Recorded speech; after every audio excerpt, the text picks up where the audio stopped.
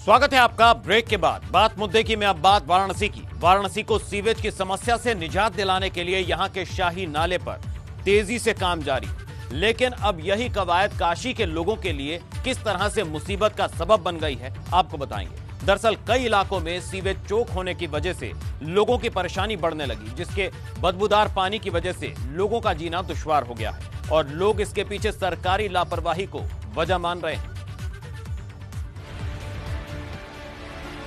धर्मनगरी काशी को चमकाने का काम लगातार जारी है। जब से पीएम मोदी यहां से सांसद चुने गए, उसके बाद से काशी के कायाकल्प की कोशिशों का दौर शुरू हो गया और यकीनन यहां आने वाले लोग अब कहने भी लगे हैं कि पुराने वाराणसी और आज के वाराणसी में उन्हें जमीन आसमान का फर्क दिखता है।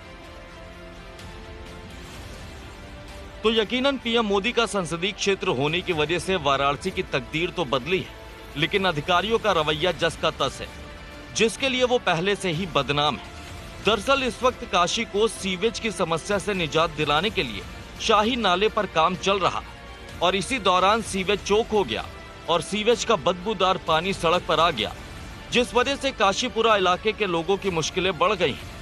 दरअसल इस बदबूदार सीवेज के पानी की वजह से लोगों का सांस लेना भी दुश्वार हो रहा है और लोगों का आरोप है कि शिकायत के बाद भी कार्रवाई नहीं की जा रही।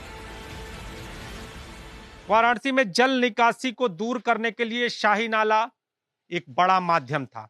शाही नाले की खोज हुई, उसका विकास भी हो रहा है, उसका नवनिर्माण कहें वो भी जारी है, लेकिन गलियों में हालत आप देखिए, सीवेज जाम है और अब विकास लोगों के सिर का दर्द हो गया है। काशीपुरा क्षेत्र में हम मौजूद हैं और काशीपुरा क्षेत्र की गलियां सीवर की समस्या से जूझ रही हैं।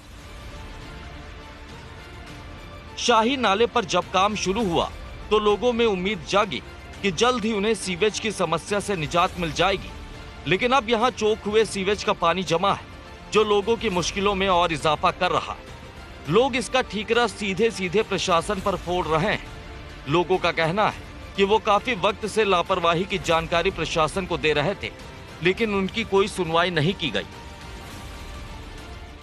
शाही नाला जो है, वाराणसी में जो अधिकारी ने शाही नाला का प्रोजेक्ट बनाया, वो शाही नाला पूर्व से है, सैकड़ों वर्षों से।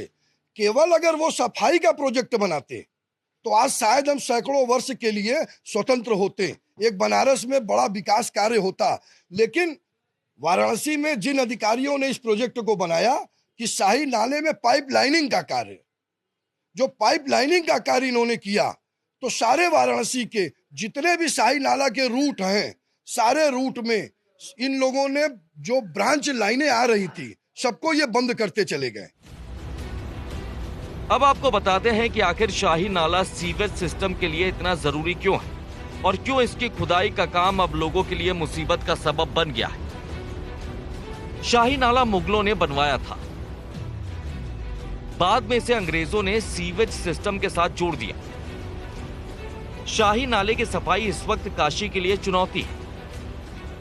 शाही नाले पर इसके लिए एसटीपी का काम चल रहा है, जिसके तहत सीवेज सिस्टम को दुरुस्त किया जा रहा है। सीवेज ट्रीटमेंट प्लांट की वजह से यहां के हालात सुधरेंगे, लेकिन एसटीपी की खुदाई के दौरान सीवेज चोक हो गया। काशीपुरा इलाके में सीवेज चोक हुआ और पूरे इलाके में बदबूदार पानी फैल गया। समस्या कभी सीवर का है, मतलब मेन समस्या तो सीवर का ही था।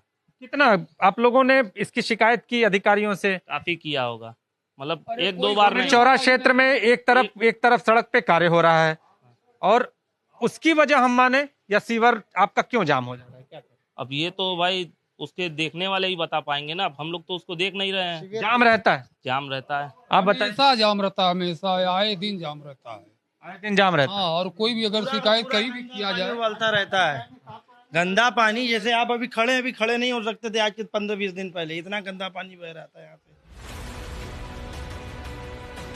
काशी में सीवेज की समस्या को दूर करने के लिए करोड़ों की लागत से एसटीपी पाइपलाइन की खुदाई का काम जारी है।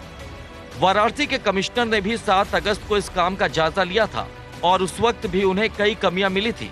बावजूद इसके उन्होंने इन कमियों पर ध्यान नहीं दिया और इसी वजह से अब यहाँ के लोग परेशान हो रहे हैं। लोगों का सीधे तौर पर कहना है कि सरकार कितनी भी कोशिश कर ले, अगर कर्मचारी इस तरह की लापरवाही बरतते रहे तो उनकी मुश्किलों में तो कमी आने वाली नहीं है।